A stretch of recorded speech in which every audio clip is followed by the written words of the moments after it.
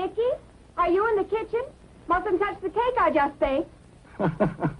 Well, Mother, after all, no one really can resist a rich, moist cake made with a Betty Crocker cake mix. It's got that special homemade goodness, just begging to be eaten. Boy, I'd grab a slice of it, too. It's just as fluffy and moist as the cakes Betty Crocker and her staff make. In fact, Betty Crocker white cake mix is a favorite Betty Crocker recipe, already measured and blended. It contains famous soft-as-silk cake flour and premium cake shortening. All you have to do is add water and fresh eggs, and you get a fine, snowy white cake. A great big cake, too. In fact, 9 out of 10 homemakers in recent tests said Betty Crocker cake mixes with fresh eggs gave them bigger, taller cakes than the other cake mixes they tested. Betty Crocker cake mixes give you a full 1.25 pounds of cake mix. That's more than any other nationally sold cake mix. And remember, those fresh eggs added to Betty Crocker cake mixes help give that special homemade goodness. Try Betty Crocker cake mixes and always make big, moist, fresh egg cakes.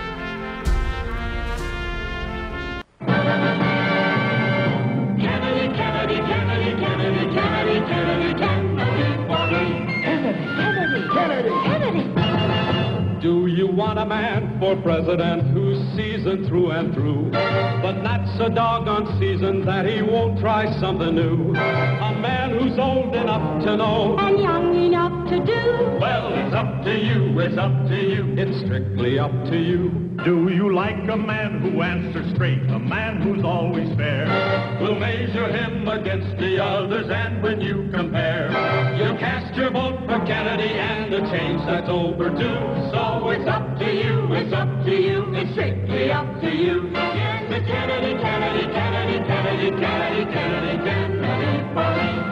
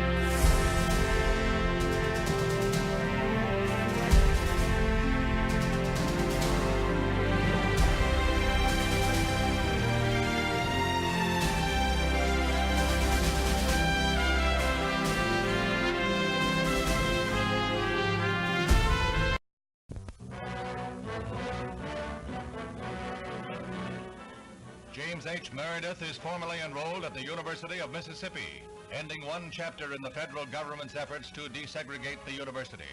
The town of Oxford is an armed camp, following riots that accompanied the registration of the first Negro in the university's 118-year history. Much of this film record was destroyed when our cameraman, Gordon Yoder, was attacked, but he did salvage pictures of Governor Ross Barnett at the scene. The governor fought the court order long and bitterly before modifying his stand, saying Mississippi was overpowered by the federal government. A mob of angry students gathered today on the Oxford campus of the University of Mississippi to protest James Meredith's becoming the first Negro to enroll at the institution. A federal court order allowing Meredith to register has gone unheeded by Mississippi officials. It is unclear what steps Washington will take to resolve. As Governor Barnett said that no Negro is going to be admitted to the university while he's governor. The court order is pretty clear. I mean, Meredith has to be admitted to that campus. Well, listen, this Barnett, he's a mean son of a bitch. He doesn't care. He said he's going to block Meredith at the door. You don't think there's any wiggle room? I mean, Christ, I just want to get involved in a state matter. No, I know, but I don't think we have any choice but to deal with it now. It's Supreme Court. It's incredible what's been progressing down there. I mean, you wouldn't believe it. They've got the Klansmen on the radio telling people to grab the shotguns and show up at Ole Miss. They're predicting a mob of 5,000. This could be a real bloodbath. This bastard doesn't give me a choice. I want Meredith escorted onto the campus by federal marshals. That's the problem. They don't have enough. I mean, they don't have the kind of firepower they need to handle that mob. It's Barnett down there, right? All right, get him on the phone for me. I want to talk to him. Okay.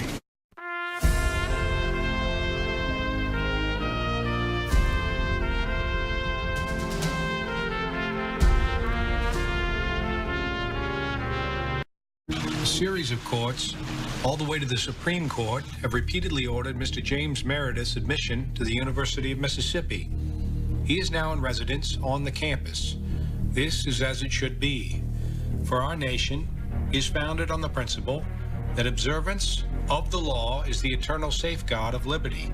The president is giving a speech to the nation claiming victory over our sovereign rights. Now, I'm giving my own speech to you good people, and I'm exhorting you to rise up in indignation if President Kennedy tries to impose his will upon you. And defiance of the law is the surest road to tyranny. I will uphold the traditions of my state, and I will honor the history of this fine university. Americans are free, in short, to disagree with the law, but not to disobey it.